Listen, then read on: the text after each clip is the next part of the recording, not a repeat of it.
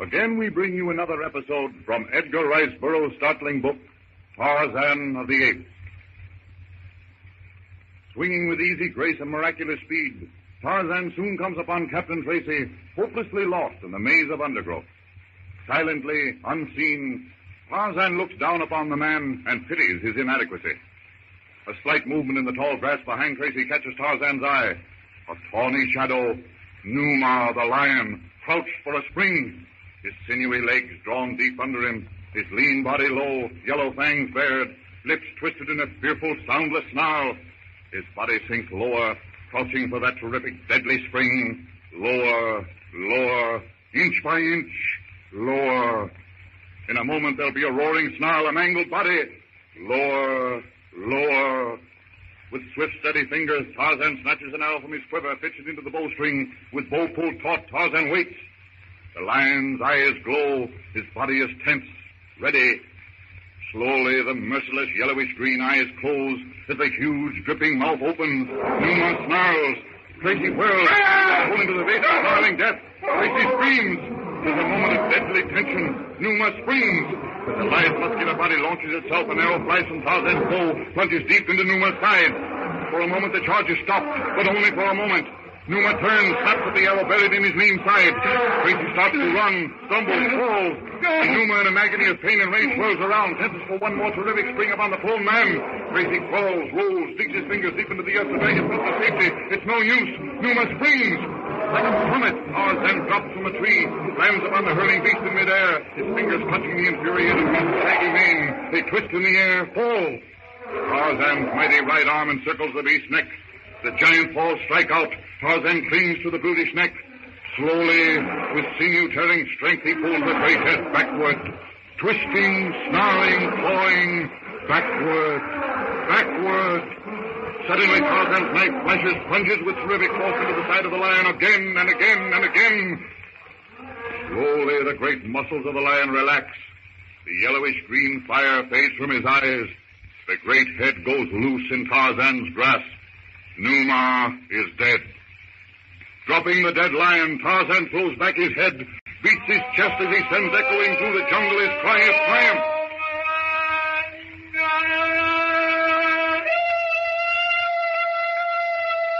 The cry of the victor. Tarzan, the mighty hunter, has made a kill. Thanks. Thanks, old man. You saved my life. It was, well, all but unbelievable. My name's Tracy. Numa Bundolo Tarmant Gani. Tarzan Bundolo Numa. Numa Bun. I don't understand. Numa Bundolo Tarmant Gani. I'm sorry, old man, but English is the only language I know. Tarzan studies Tracy curiously. Slowly, he walks around him. Finally, Tracy starts off, motioning Tarzan to follow him. Tarzan realizes that the man is going in the direction away from which he came. He grasps Tracy's arm to lead him in the opposite direction. Certain that he's right, Tracy starts off again in the wrong direction. This time, Tarzan takes from his leopard skin girdle the green jade bottle and thrusts it into Tracy's hand. Tracy is amazed. Bottle. And then... A green bottle. He's aghast. With a swift gesture, Tarzan grabs Tracy, hoists him to his shoulder. Tracy struggles futilely and then relaxes. Certainly, this forest man who saved his life at the risk of his own has no intent other than for good. Tracy is appalled. Tarzan leaps, grasps the lower branch of a tree. Up, up he leaps from branch to branch. In a moment, they're sweeping along with incredible speed. Meanwhile, Clayton, Jane, and Professor Porter are stealthily making their way aft, where they intend to hide themselves from Yount, believing they'll be safe. Unknown to them, Yount and Snipes are following. I thought I heard somebody following us. I, too, heard something. Come on, hurry along. It's just through this next bulkhead. Stay where you are, or I'll shoot. Run for it. Take Jane's other arm, Professor. Come on. Sit down, along.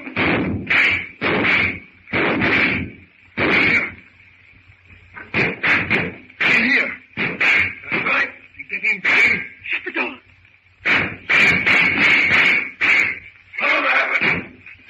Give me a hand with this door.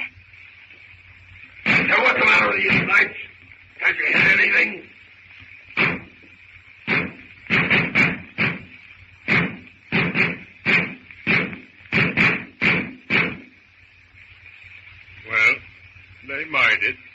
Fine marksmanship. Fine marksmanship, Snipes. Them 45s ain't so easy to handle. You couldn't hit 'em with a machine gun. And what are we going to do? We ain't got a chance of getting through that door. Nor of them getting out. There's a latch on both sides. Fasten the bolt. Tracy, what's the lie? Am I supposed to sit on my ditty bag doing nothing but waiting for them to get ready to come out? They aren't coming out. Oh, Jan, that's pretty raw, ain't it? Letting the dime starve to death? They aren't going to starve to death. Open that seacock. They'll drown like that. Why, I ain't soft or nothing, but... Well, can't we just maroon 'em someplace, sort of give 'em a run for the alley? Don't be a fool, Snipes. With them alive, our name will be carved on every gallows in the country. If we get them out of the way, get the treasure, scuttle the old tub, we're away clean. Sure. That's all right for the guy in the old geezer. But what about the dime? Yon baby. When I want any suggestions from you, Snipes, I'll ask for them. Crack that valve and come on. I want to get ashore and hunt down Tracy. I stuck my head in the noose for a treasure, and I'm not going to be cheated out of it. Nobody ever cheated you out of nothing yet, Yon. But if you try turn it, I'll turn it. Turn it.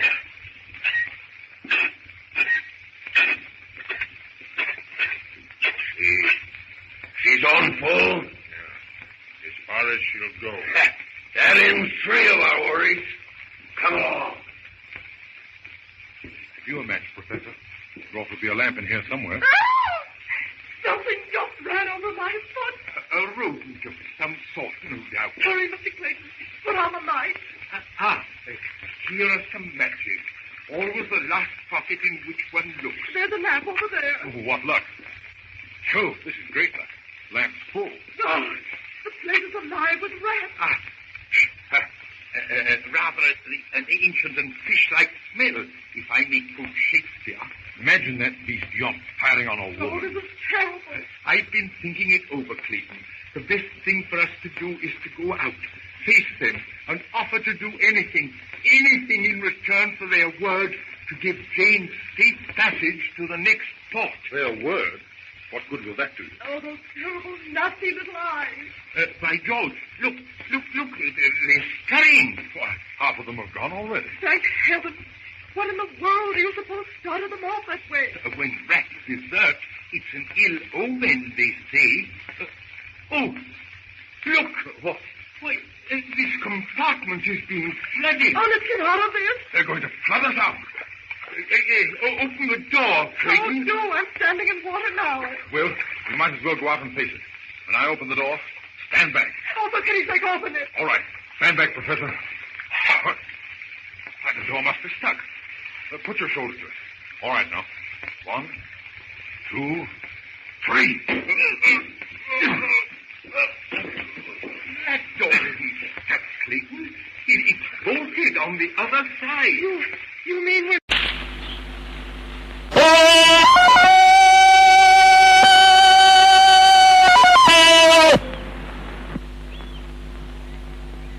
Leave now. Hurry, knock on the door. Here, Clayton. Here's the bar. Right. They'll hear this. Oh, surely they'll open the door. Why, of course. But that's funny. They don't answer. Yon, open the door. Yon, you hear? Open the door. You can't let us drown like this. Yon!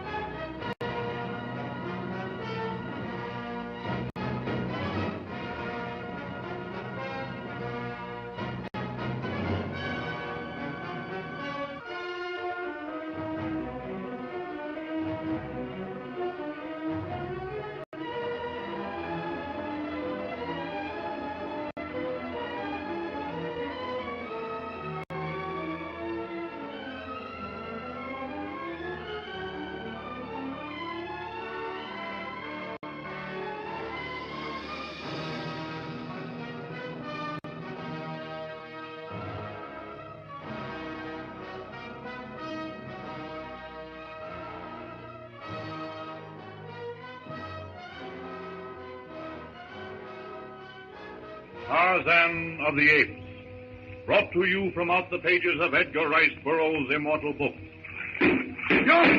John! You can't leave us here! It's murder! No, and why not? Why, it's monstrous! It's outrageous! It's... Ah! I can't leave you in there, eh? You're trying to tell me that the young lady spoke the truth when she said that she threw the bottle overboard. It is the truth. I swear it. Yeah, and if that's the truth, what are all of us set you free for?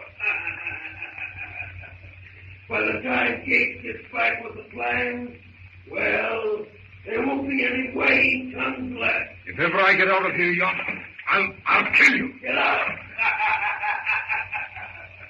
Fat chance of that. This door is barred on this side. In 30 minutes.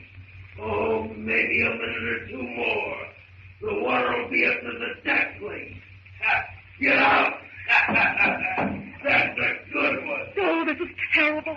The water is up to the pipe I'm standing on now. No use wasting time and breath on these villains, Clayton. Come on. Get out of the water and climb out of this locker. At the rate this water is pouring in here, it won't take any half hour to drown us. No, Jane. You climb onto this higher pipe. See, I'll help you. There. And you, Professor, you'd better get on top of the gear. Yes. But what are you going to do, Clayton? I just can't stay still. I must do something.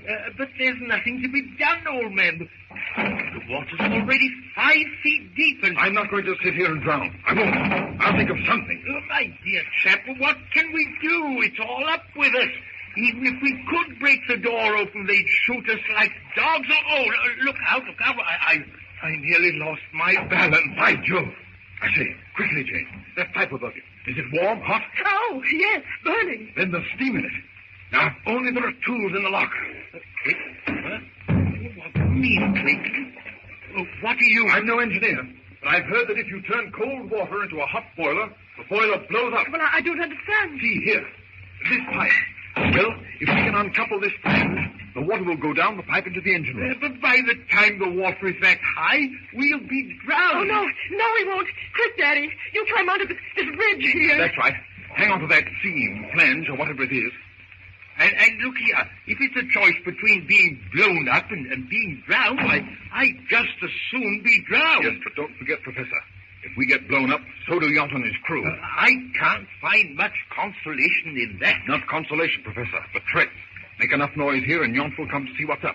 If he refuses to let us out, calls our bluff, in other words, we'll blow the ship up. Oh, you'll have to hurry. I can't hold on much longer.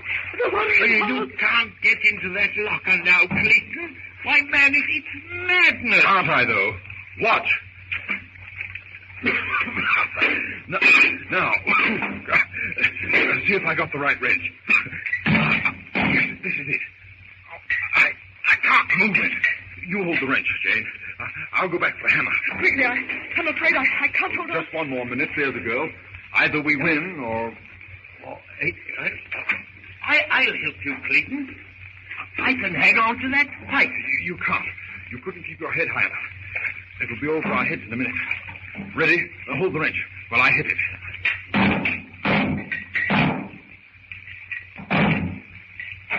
Making it, Clayton? Yes, Daddy. There are 3 of them out. Bolts, I mean. How many more? Just 2 more. And... Hey! What's going on in here? What are you doing all? Get Yount. Tell him if he doesn't open this door, we'll blow the ship up. Tarzan stops in his race through the treetops. Tracy draws a deep breath. Since the moment Tarzan had thrown him across his shoulders, the journey has been one long nightmare. Every moment he's expected to be his last. Any second to find himself hurtling through space, down to the ground, 100 feet below. Tarzan lowers Tracy from his shoulders, holds him until the captain's feet find a resting place. But Tracy needs no warning to hang on. Stretching himself, Tarzan grins, opens his mouth, and rubs an expressive hand across his stomach. Tracy laughs. Yes, old man, I am hungry. And language or no language, there's one sign I understand. Tarzan nods. He grips Tracy about the waist, With the speed of a falling stone, like some burnished bronze missile, he drops from limb to limb. The speed almost sickens Tracy. He closes his eyes, only to open them again when he feels Tarzan shaking him. Finds himself on solid ground.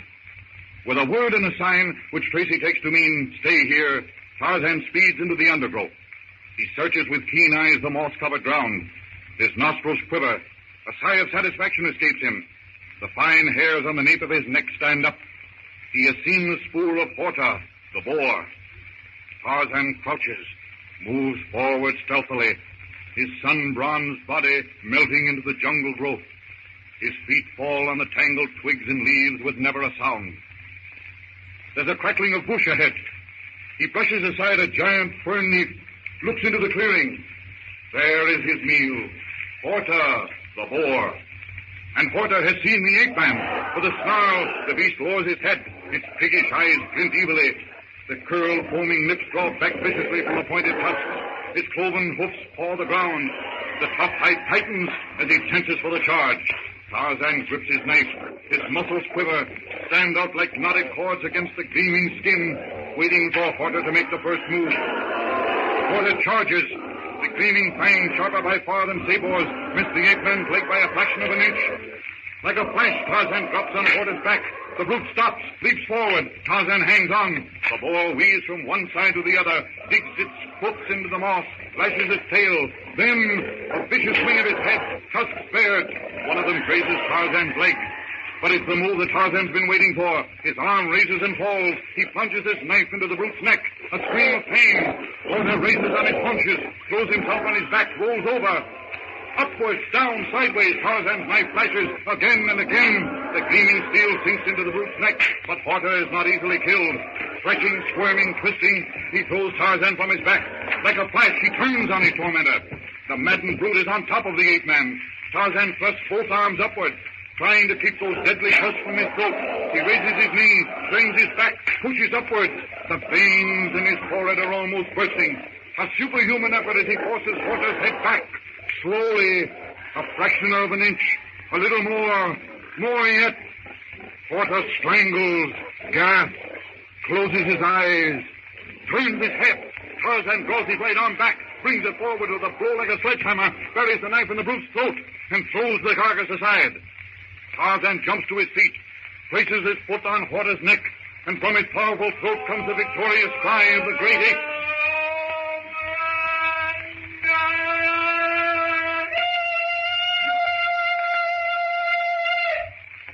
The jungle for miles around is quiet.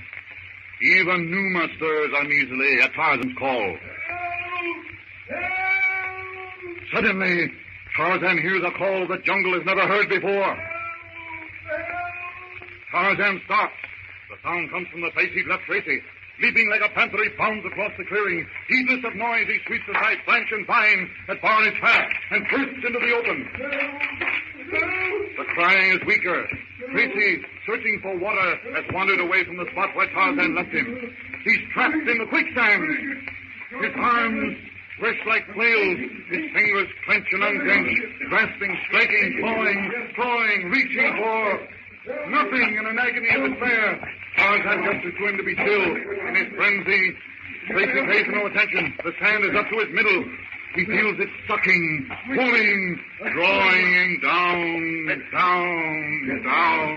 Tarzan reaches the edge of the sand trap, throws himself on the ground. Stretching his arms to Tracy, his toes press themselves into the sand. Tracy gasps, reaching for the ape-man's hands. Their hands touch. Tarzan eases himself forward. The soft, squelchy sand gives under his chest. He braces himself. His sinews crack under the pulling, tearing strain. His blood whistles through his feet. He pulls harder. Tracy, his feet held fast by the treacherous band, grows panicky, writhes, twists. He struggles harder, sinks deeper into the quagmire. Tarzan's breath comes in gasps. Lungs are at the bursting point. His chest heaves with a strain. Tracy struggles, drawing closer, deeper, further into the bottomless sand.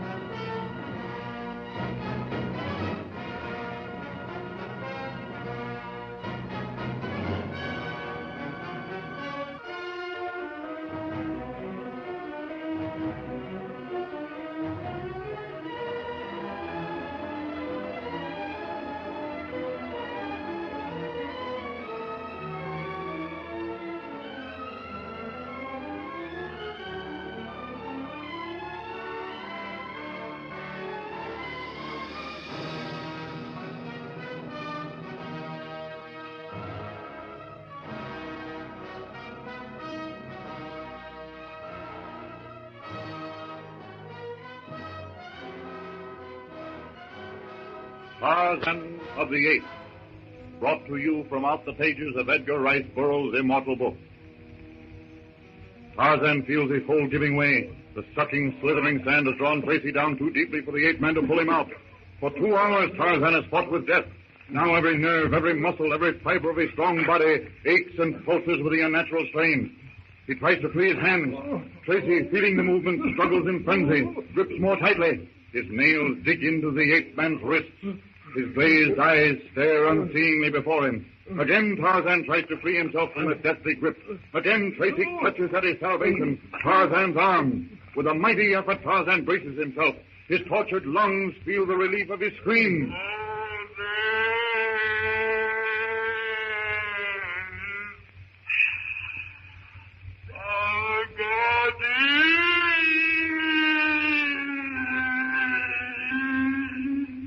The shock hits Tracy like a blow. His fingers relax.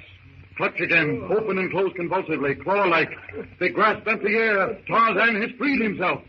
Gasping, he throws himself on the sand. His breath comes painfully. The blood throbs in his temples. Tarzan pulls himself painfully to his knees. Tracy is almost up to his armpits in the sand. Every futile movement draws him deeper, holds him more securely in the treacherous sand. With foam-flecked mouth and bloodshot eyes, writhing like a maniac, Tracy clutches at Tarzan as the ape man staggers to his feet.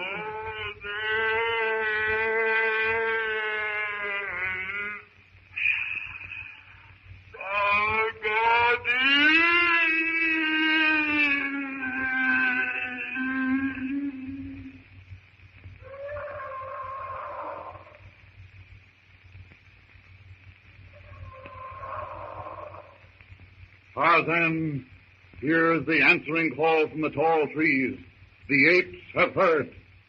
Every movement is torture to Tarzan. Every joint is strained and wrenched.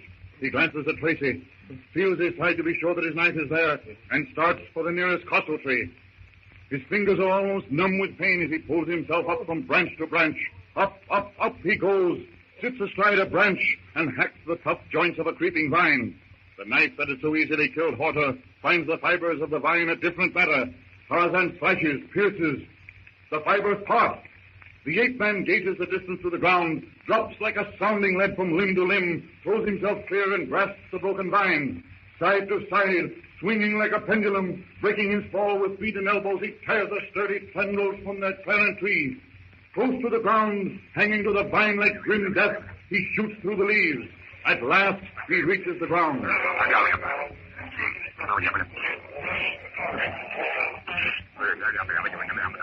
Tarzan points to the vines, then to the quicksands.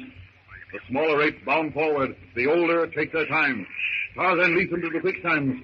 Quickly he passes one end of the vine under Tracy's armpit, throws himself on the ground, reaches out, pulls the vine around Tracy's chest. Tracy's clutching fingers try to grasp Tarzan, but the ape man twists to one side. Tarzan points to the free end of the vine, pulls frantically. The ape swallows suit. Tracy yells in agony as the vine bites into his chest. The apes, scattering among themselves, pay no attention to the man. Join in Tarzan's new game. The vine stretches, creaks. Sap oozes out of the fiber. It splits. A horrible sucking sound from the quicksand. Tracy struggles. His feet move. He lunges forward, sweeps the sand with his fist. The apes reel back. Tracy dances momentarily in midair, falls on the sand, clear of the trap.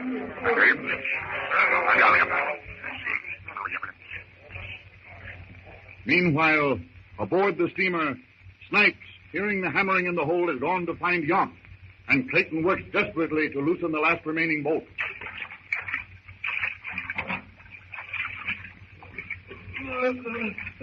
How long, Clayton? I can't hold on. Just a few seconds, Daddy. Just a few. Right. Now.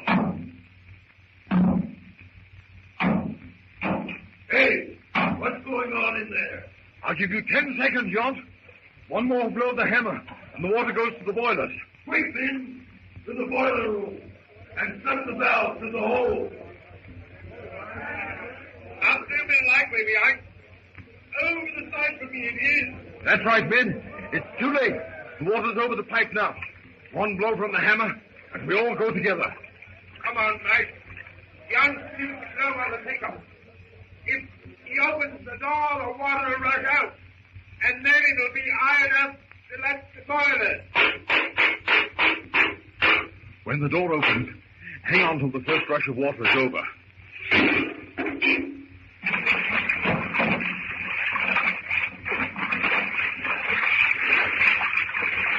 Porter! Yes? Get a gun first thing. Stick it in your rib. All right. Well, Jan. No, don't move. Professor Porter has an automatic pressed in the small of your back. Now, Miss Porter, are you all right? Well, yes, I think I am. Yes, I'm all right. I am a man of peace. But at the present moment, I feel almost tempted to press this trigger. Oh, you can't do that. Why, kill a man in cold blood. Oh, by Jove. I say, what a crust. Here you jolly well tried to drown us. I think I promised to kill you. Now, if one of you makes a move, Yont dies. Now, Yont, I'll let you live. On one condition. Anything. If the professor here will quit shaking that gun in my back. Not for a while, Yont. Not for some little time yet. Miss Porter. Yes. Take Snipes' gun. He won't mind. Will you, Snipes? Well, I Give her the gun, you fool. Do you want to see me killed? I ain't sure, but what that ain't a bad idea. Come on. We're wasting time. Yont, where's Mr. Philander? He's below, in his cabin. Is he all right? He's all right. Just Get him up here.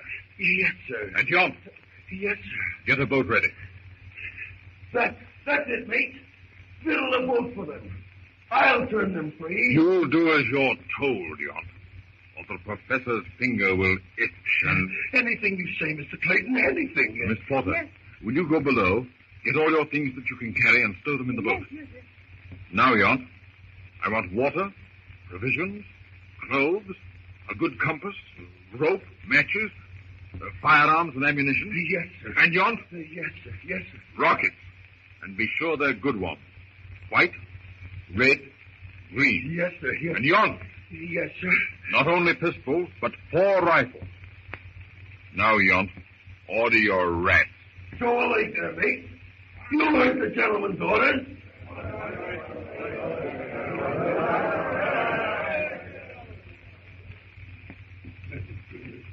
Thank goodness.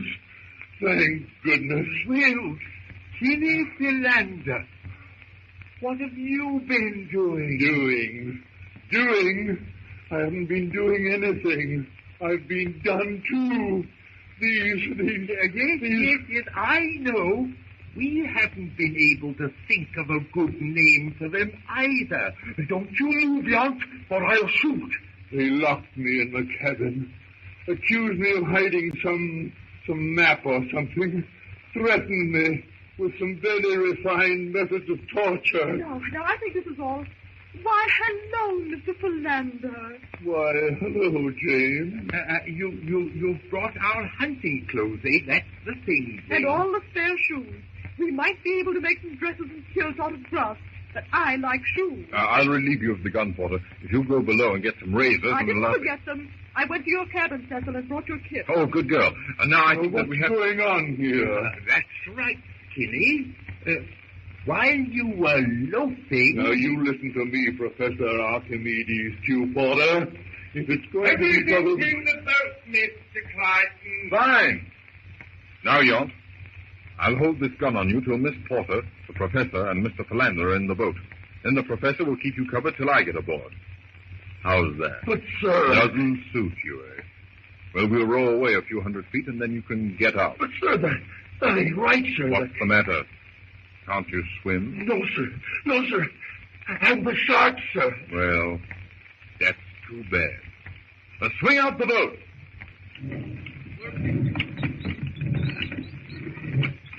In you get, Jane. Yes.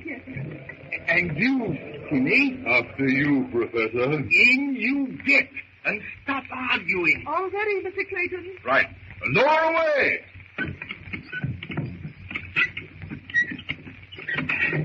Now, Yont, Your neck. I won't. In, I say. I'll go. I'll go. Blooming coward. Don't shoot. Don't shoot. You I'll go. jolly well bet you'll go. Get down that rope ladder. Lively now. Oh, look out! Hey, what the? Mr. Blasted First Officer Captain Young. This is where we get the drop on you. And all of you. This is how the likes of you was meant to be a skipper. Ha ha ha ha. I'll show ya.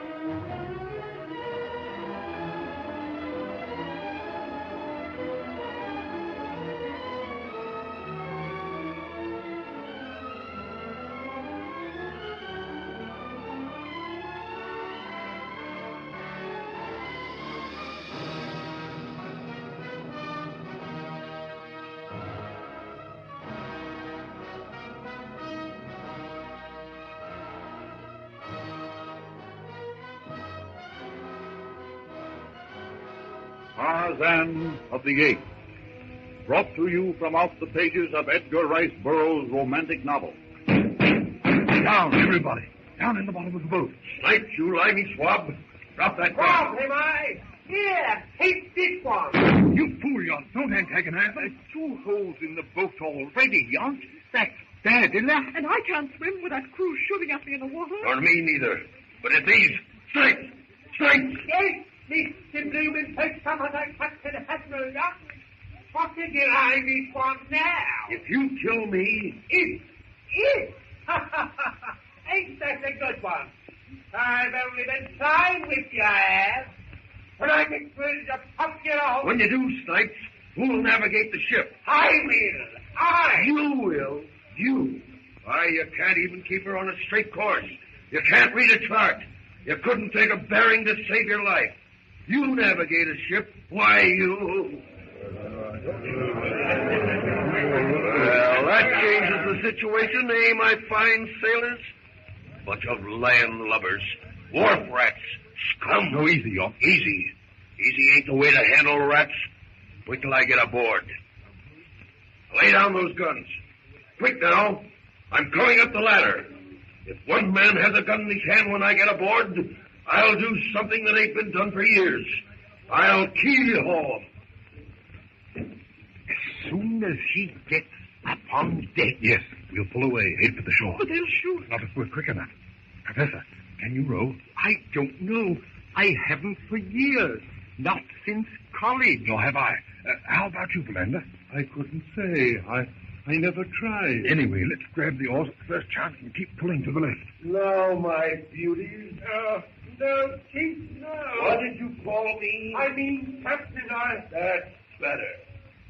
So you want to kill me? Shoot me? Oh, no, sir. Strike me pink, sir. I was only fooling, sir. Fooling, eh? Well, so am I.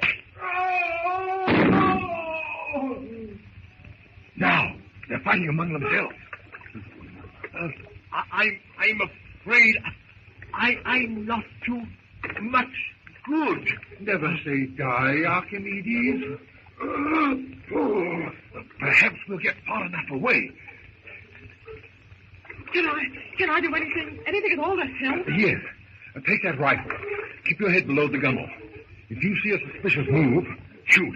And to kill. Oh, but I can't. I couldn't You shoot them. must, dear. If you don't kill them first, why, they'll kill us. All right, but They've seen us. will I shoot? Not yet. That fellow by the ring, he's raising No. his gun. Shoot. Did you get him? I don't know. Pull, fella. Oh, Daddy! Daddy, are you hurt? No, dear. That one came through the boat. Grazed my knee. Again, Jane. That one on the after wheelhouse. By Jove! The bullets are smashing the water like hail. My goodness, water coming into the boat. They hit us again. Yes, but if they don't hit us again... Pull, Philander, pull. I am pulling. What do you think I'm doing? You're pulling. Pull. Why, we're almost ashore. I will beach the boat and get behind the rocks. I'll get out. I'll get behind the boat tail push. You get out behind the rocks, Jane. I won't. We've got to save the boat. Out! Out, all of you! On the next wave, heave her ashore. All together. No!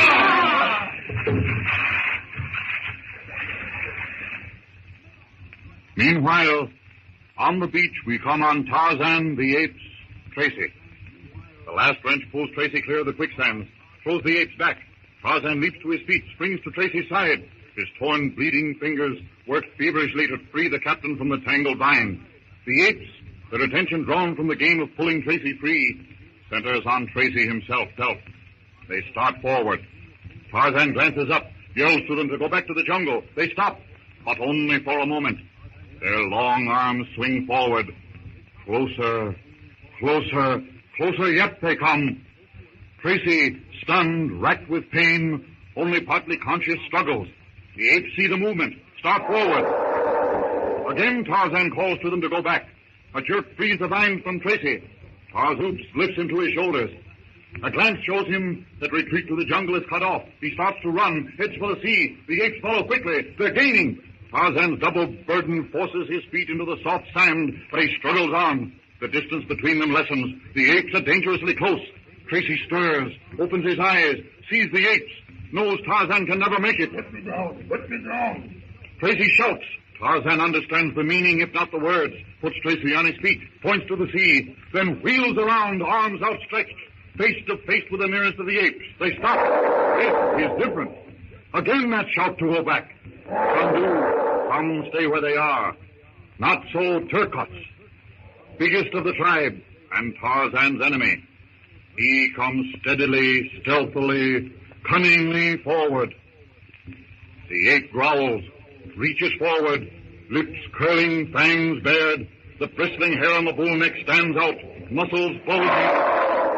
Tarzan again commands. The ape leaps. Tarzan jumps to one side, turns, springs, lands on the brute's neck. Turcots growls, throws himself backwards, back on the sand. Tarzan leaps clear. The ape is up on his feet, lunges.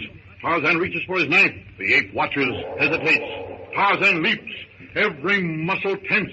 The right knee drawn up, fists doubled, head down, shoulders hunched. All his weight, his tremendous strength behind the bended knee.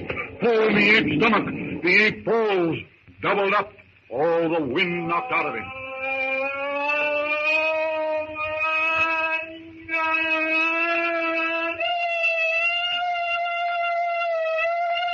Tarzan yells his triumph, bounds away, up the shore he goes. He springs into the lower branches of a silver tree. Hand over hand he climbs up into the higher jungle terrace.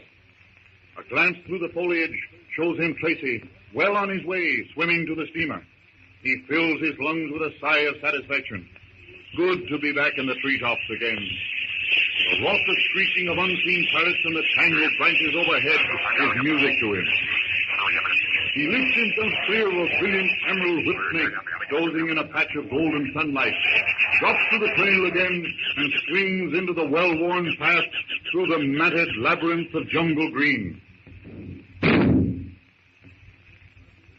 With the shot, the jungle noises stop. Tarzan hangs from a branch, still, tense, ears strained, listening. Tarzan's heart beats fast. The sounds come from the hut, his hut. Anger seizes him. Are these hairless ones from the thing that floats upon the water coming to his hut? He moves forward, quickly, silently, gathers speed, flashes through the branches with the speed of a bird. Tarzan reaches the familiar clearing. Below is the hut, his hut. He glances toward the beach, sees Jane, her father, Clayton, and Philander headed in the direction of the hut. Don't get so far ahead of us. Why don't you come on, all of you? He drops silently, swiftly, cautiously through the branches, lifts the latch on the door, opens it, and enters. Standing in the semi-gloom, lightened only by the darting rays of sunlight as they filter through the lacy leaves, thoughts, feelings, inexpressible longings surge up in him. He glances at the bare wall, the rude cupboard, the rough-hewn table. Emotion, tumultuous. The primitive sense of possession stirs in his breast. The door with its latch has always been a barrier against the beasts of the jungle, but against M-E-N. He runs his hand across the rough, uneven planking of the table. Days, weeks, months he has sat there, laboring over that primer with its childish pictures of a M-A-N and an A-P-E. Here, with stubby pencil and yellowed paper, he had laboriously struggled with those bugs as he thought of the alphabet, putting into words the things he couldn't say. He had taught himself that he was a M-A-N, not an A-P-E. In this hut, he had found that intangible, that instinctive something that made him different from the apes. That indefinable quality, reading. And now, again he glanced about. Was he to lose it all? Tarzan hears the voices. He goes to the window. Like a blow, the realization that his hut, his home, is to be invaded, drives him to sudden action. Taking a pencil and paper from the shelf, he prints a message. And then, remembering the little shiny thing on the silver chain, he takes the locket containing Lord and Lady Greystoke's pictures, hangs the chain about his neck, and lifting the paper with its message, opens the door quietly, fixes the message to it with a pointed stick, and leaves the hut.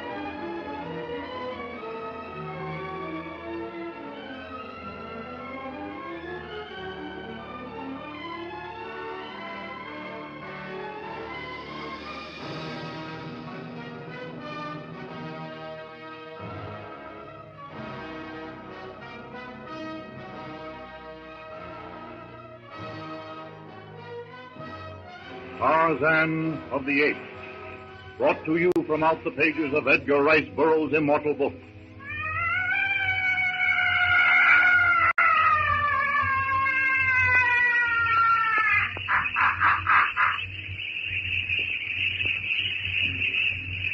The jungle is uneasy. Brutish instinct warns against this invasion by humans, and the small apes, chattering excitedly, take to the slender branches of the tall trees. Perched high in the twisted branches of an aloe tree, Tarzan watches with resentful interest, waiting to see whether or not these M-E-N will heed the warning he has fixed on the door of his hut. His hut. He clenches and unclenches his hands as he thinks of what he will do to them if they dare to invade his domain. Daddy? Oh, Daddy! What are you doing? What was that? Tarzan leans forward. That voice is different. He brushes aside the sheltering leaves of the aloe tree and stares fixedly at Jane Porter.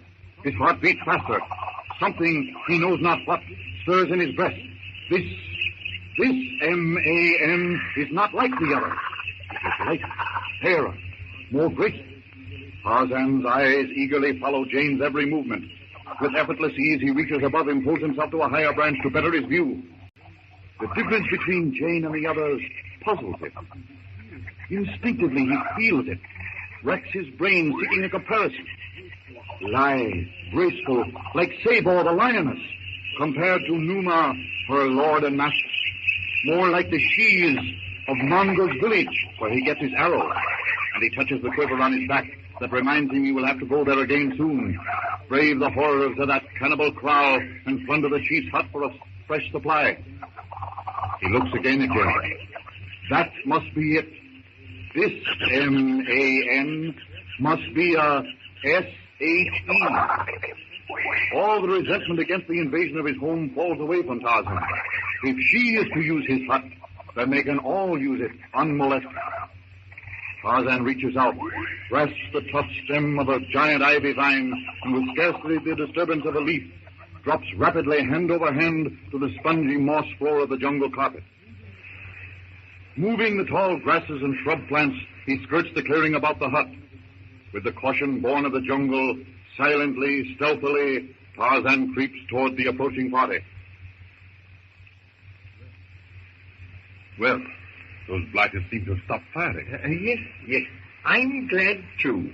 It's frightfully annoying. I suppose the next thing to do is to get ourselves out of sight of those pirates and make preparations to defend our lives if they come ashore. Hadn't we better get this stuff out of the boat and take it somewhere?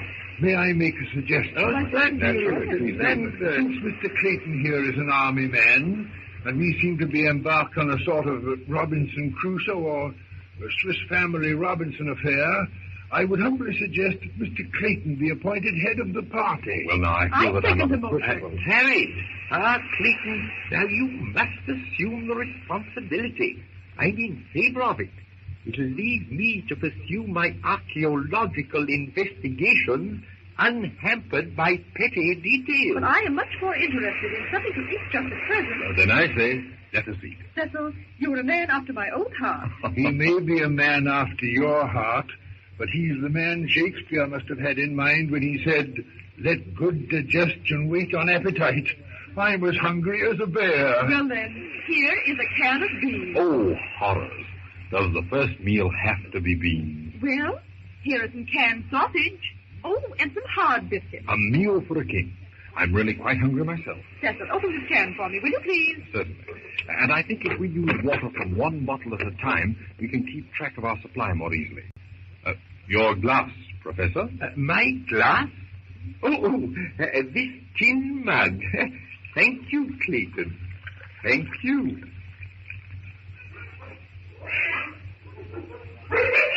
What is that? Well, I don't know. It might be anything. Move sticks. Move sticks. What's wrong, Daddy? Yes. What's wrong, eh? What's that, my I dear? asked you what you were annoyed about. Oh, yes.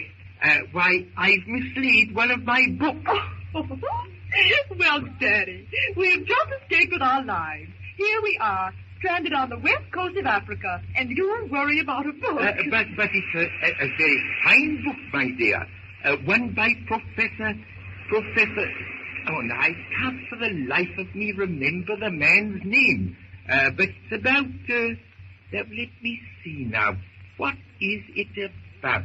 Well, I don't recall the title, but its subject matter is of undeniable interest. Well, Professor, it will soon be dark.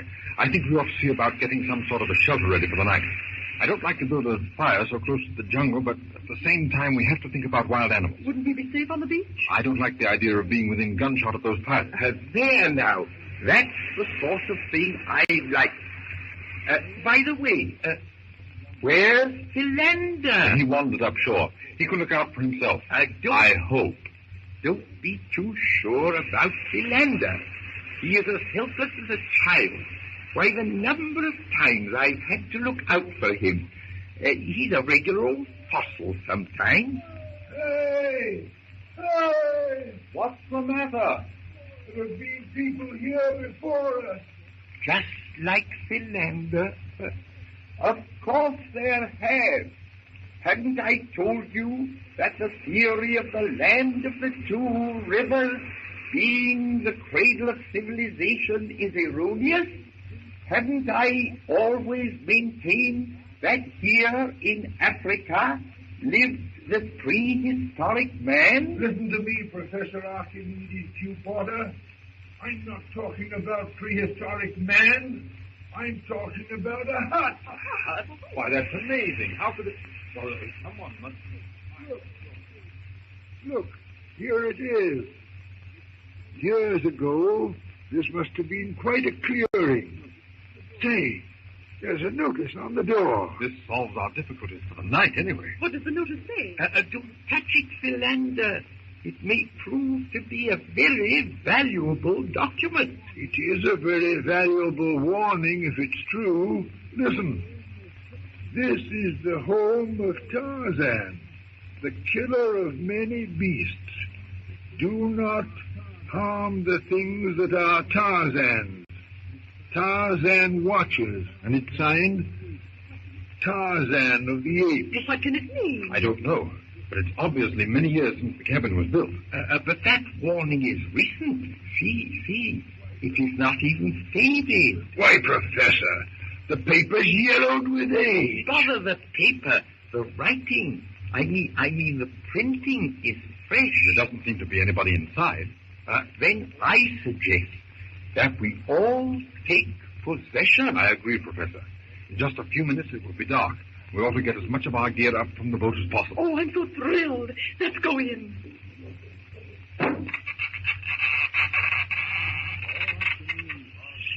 All afternoon, Tarzan watches the party unload their boat, but especially he watches James. Save for the incessant chatter of brightly plumed birds and the occasional bellow of some beast at the waterhole, the jungle is quiet. The slanting rays of the dying sun, as it sinks into the foam-flecked waters of the Atlantic, lights the depths of the jungle with a ruddy glow, while high overhead, the locked branches of giant trees, like the apse of some vaulted cathedral, are lost in purple shadow. The jungle twilight is short-lived. In one last blaze of light, the sun dips over the rim of the world. Night falls swiftly on the primeval forest. And still Tarzan watches. A lantern is lighted in the hut. It shines through the blackness like the reflected light from the facets of a diamond. Tarzan stirs. It's time for him to seek his leafy bed. But interest in Jane is stronger than the wooing of sleep. He rises to his feet. His bronze body melts into the friendly shadows as he moves noiselessly toward the hut. But what of Yount and his rascally crew of cutthroats? What of Tracy, who has finally reached the ship with a map of the hidden treasure?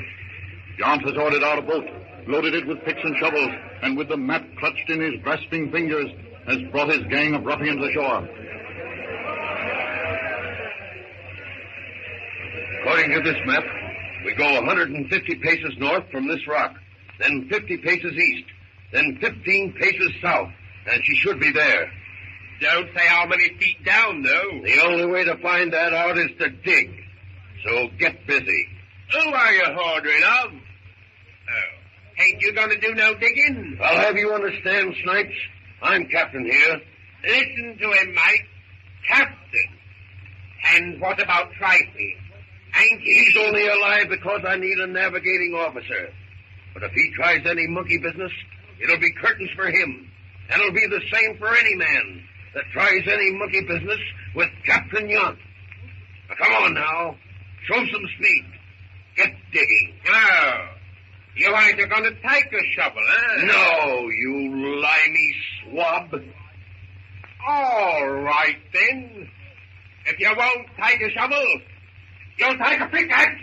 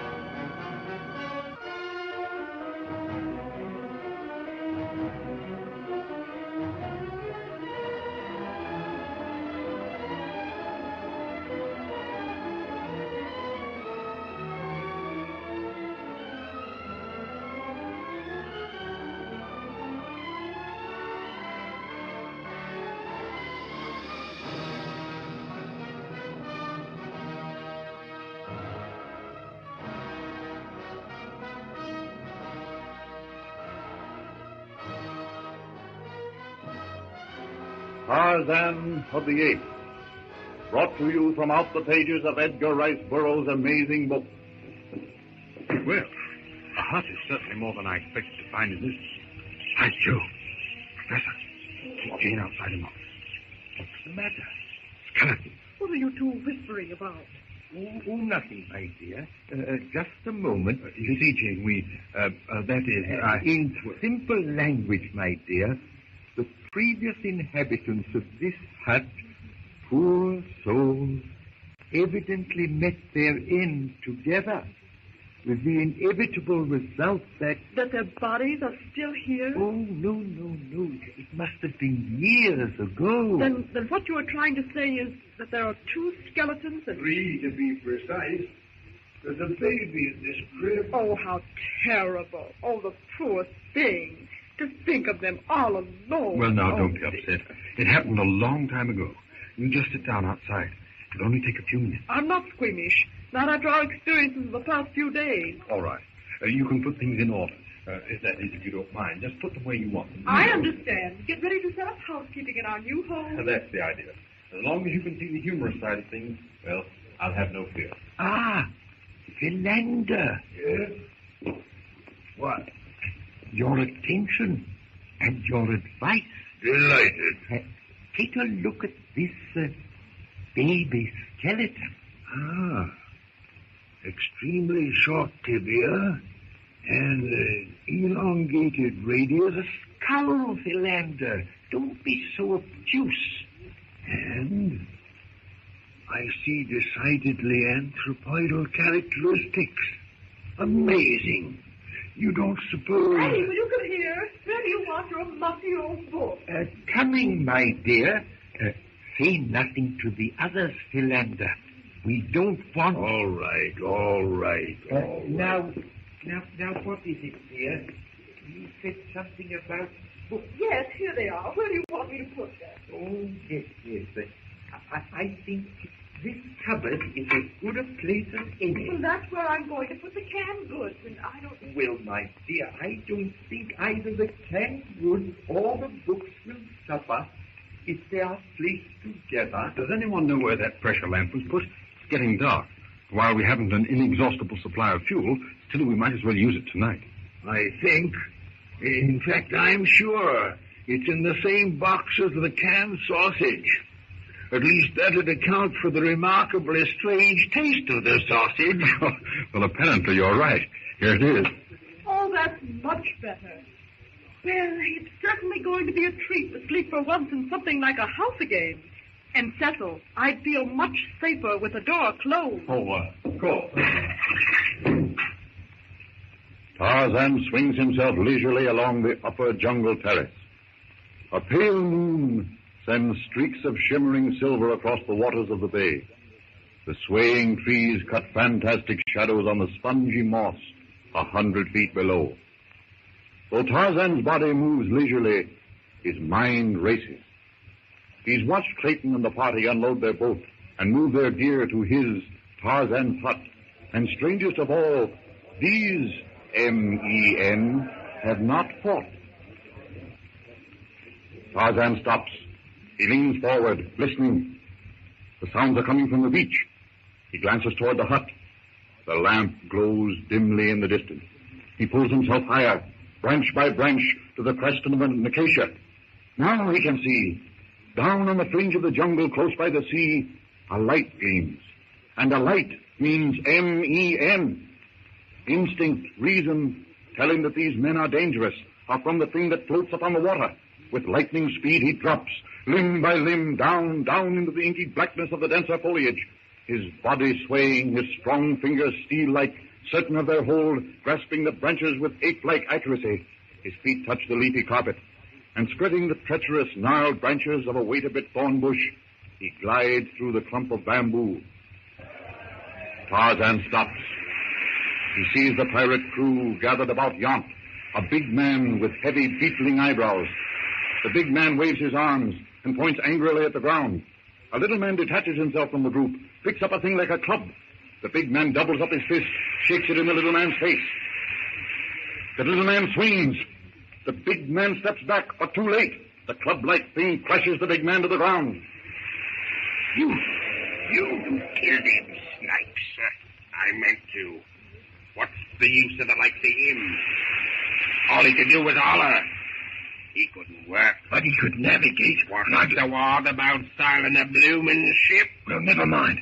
Let's get this treasure up. This place gives me the creeps.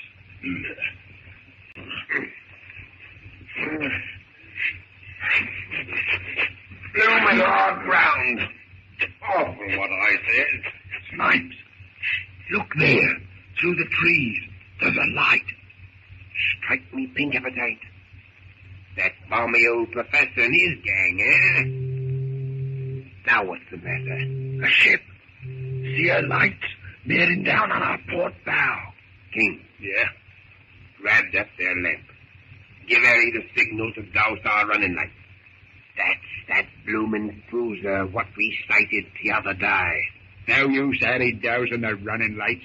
With that lantern of the professor's gang up shore there, shining plain as day for them frogs to see? You're right, King. Here. Tain't so far. You take your rifle and put out the professor's light. Now, look here, Snipes. I don't argue. I don't care how you does it. Put out that light. Crashing through the broken twigs, stumbling over roots and vines, cursing under his breath, King starts off through the underbrush. Tarzan follows. The ape-man doesn't understand the words, but the meaning is that S-H-E is in danger. Swiftly Tarzan swings his lithe body along from tree to tree with scarcely the rippling of a leaf. He makes no sound that would betray his presence to the stumbling, cursing man below. Now he's between King the pirate and the little clearing where she is. He waits. Tense, he crouches on a low-hanging limb. From his right hand, he dangles a length of grass rope, looped at the end. King is coming. What a contrast. The clumsy sailor stumbling, crashing through the brush, while Tarzan, graceful, sleek, lord of the jungle, waits. The pirate is nearly under the tree where Tarzan crouches, ready for instant action. Now, King is under the tree. Tarzan throws his grass rope. It settles over the man's head and shoulders. The man yells. With a mighty heave, Tarzan yanks the mutineer into the air. King's arms upswing to his side. He struggles, kicks, curses. Tarzan shakes him like a terrier shakes a rat. Back and forth, back and forth. King is terrified. Is Tarzan going to kill him? Tarzan gathers the sailor into his arms. Swiftly, he winds the rope around the man's body. King cannot move hand or foot. Tarzan leans the sailor against the tree. King's eyes almost start from his head when he sees the brawny, brown figure of the ape-man. Slowly, deliberately, Tarzan draws his knife from its sheath. He points to the cabin and threateningly, significantly, draws the knife across his throat. King's teeth chatter. He cannot talk, but he understands and vigorously shakes his head. Tarzan, satisfied that the man will leave the hut alone, picks him up by the scruff of the neck and tosses him across his shoulder, and without effort, grasps a vine and swings to a branch. He balances himself a mere fraction of a second, then leaps into space. To miss either footing or grip means that two bodies will go hurtling down through the crashing branches to certain death 100 feet below. But with a skill surpassing that of the great apes, his practiced hand and sure foot carry him branch after branch, vine after vine, soundlessly, swiftly, closer and closer to the pirate. He stops. He hears the ring of metal on metal, a shovel striking the treasure chest. Dying, mate. The map's all right. Here's our ruddy treasure chest, right enough. A good size, too. It's even up. Get hold of that end, Chunky. Heave now. You, Bill, grab the other corner. Lively now. Heave up, please. Oh, she won't move. Wish King was back. Must be £1,000,000 in that. Take 4 of us, the budger. Aye, mate. That French cruiser's getting closer. We'd better dig another hole. Dump the chest in. Get aboard and blow before the cruiser heaves to. And leave the treasure? Yes. Give back cruiser, overalls or some searches. It's goodbye treasure and the yardarm for all of us. Then why move the box? That cruiser's getting too close. Don't forget, Mikey. This professor bloke might have another map. No, we got time. She can't see without light. Now, game on, me hearty.